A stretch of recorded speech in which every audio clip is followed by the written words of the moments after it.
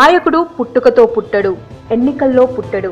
ప్రజల్లోనే పుడతాడు, ప్రజల్లోనే పెరుగుతాడు, ప్రజల్లోనే ఉండిపోతాడు. ఎన్నికల కోసం కాకుండా తాను చేసిన వాగ్దానాల మన్నిక కోసం శ్రమిస్తాడు నాయకుడు. అటువంటి నాయకులు చరిత్రలో కొంతమందే ఉంటారు. ప్రజల చేత, ప్రజల కొరకు, ప్రజలే ఎన్నుకునే మన ప్రజాస్వామ్యంలో అటువంటి నాయకులు కొందరే ఉంటారు. అందులో వైఎస్ రాజశేఖర్ రెడ్డి ఒకరు.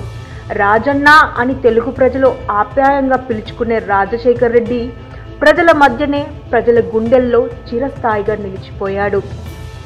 వైఎస్ ఈ లోకాన్ని విడిచి వెళ్ళినా ఆయన ఇంకా సజీవంగానే ఉన్నాడని భావిస్తున్నారు జనాలు.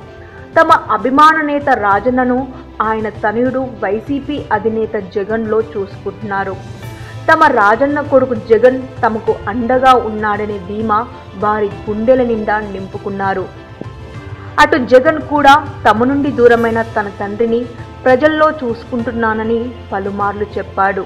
ప్రజలతో మమేకమైనప్పుడు, వారిని కలిసినప్పుడు వారి చిరునవ్వుల్లో తమ నాన్న రాజశేఖర్ రెడ్డి చూసుకుంటున్నారు వైఎస్ జగన్.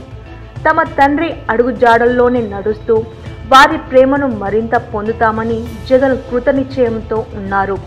రాజశేఖర్ రెడ్డి చూపిన బాటలో నడుస్తూ తనయుడిగా ఆయన ఆశయ సాధనకు కృషి చేస్తానని అన్నారు జగన్.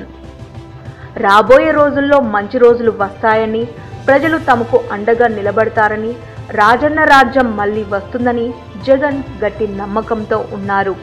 చూడాలి మరి జగన్ అనుకున్నట్లుగా వైసీపీ అధికారంలోకి వస్తుందా, రాజన్న రాజ్యం మళ్ళీ సిద్ధిస్తుందో లేదో తెలియాలంటే మరికొన్ని రోజులు వేచి చూడాల్సింది. For more interesting updates, please subscribe to our channel.